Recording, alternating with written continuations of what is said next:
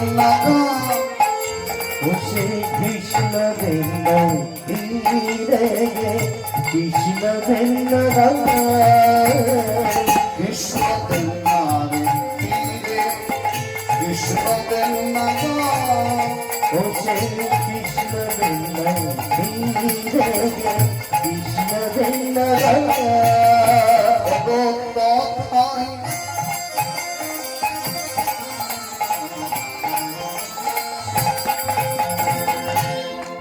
তাহলে মায়েরা গৌরহরি বিল্লমঙ্গলের চরিত কথা স্মরণ করব। বিল্লমঙ্গল ঠাকুর কোথায় জন্মালো? গানটা গাইলাম, বুঝতে পারেননি, ব্যাখ্যাটা শুনুন। কৃষ্ণ বেন্না নদীর ধারে কৃষ্ণ বেন্না গ্রাম। এই কৃষ্ণ বেন্না গ্রামটা কোথায় জানেন? দক্ষিণ ভারতে। এই যে আমরা বলি না কথায় কথায় কৃষ্ণা নদী কৃষ্ণা নদী, দক্ষিণ ভারতের পবিত্র নদী হলো কৃষ্ণা নদী। আমাদের এখানে পবিত্র নদী কি? গঙ্গা, তাই তো?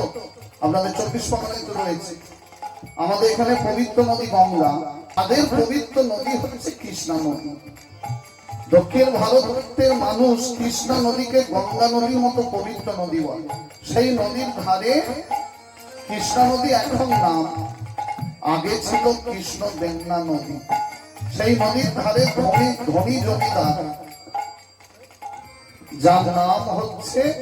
যার নাম হচ্ছে শিব শঙ্কর চক্রবর্তী, যার স্ত্রীর নাম যোগমায়া দেবী। তাদের ঘরে এলো কে? ব্রাহ্মণ ঘরে জন্ম। ওগো তথায়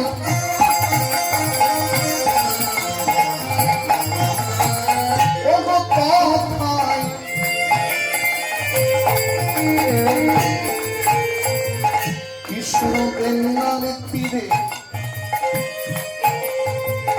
কৃষ্ণ বেন্না গ্রামে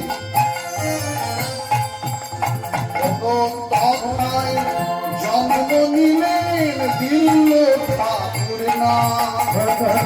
তথায় জন্ম নিলেন দিল্ল ঠাকুর না।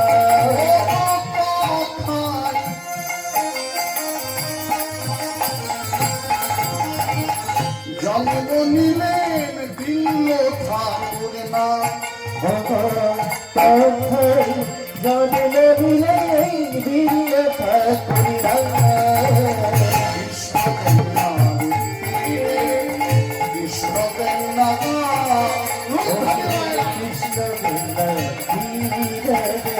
কৃষ্ণ বেন্না কৃষ্ণ বেন্না দিল্ল আইলা কৃষ্ণ বেন্না কৃষ্ণ বেন্না ওই কৃষ্ণ বেন্না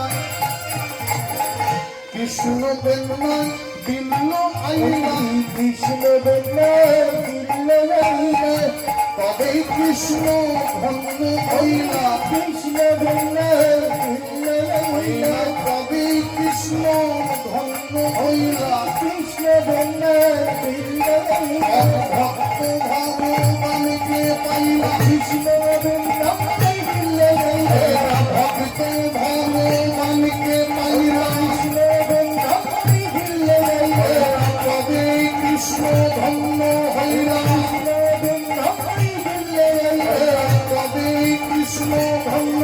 তাই মুখে হরি হরি হরে দুটি গাও তুলে হরি হরি বলে দুটি গাও ওই কৃষ্ণ বেন্না দিল্ল আইলা। মন্দির শুনতে হবে। দক্ষিণ ভারতে কৃষ্ণ বেন্না নদীর ধারে কৃষ্ণ বেন্না গ্রাম। সেই গ্রামের ধনী জমিদার ছিলেন, কি নাম বললাম? বলেছিলাম, বুঝতে পারেন? শিব শঙ্কর চক্রবর্তী, যার স্ত্রীর নাম হলো যোগমায়া দেবী। ধনী জমিদার, প্রবল ঐশ্বর্য ছিল তাদের, রাজ ঐশ্বর্য পরিপূর্ণ, টাকা পয়সা বাড়ি গাড়ি সব ছিল।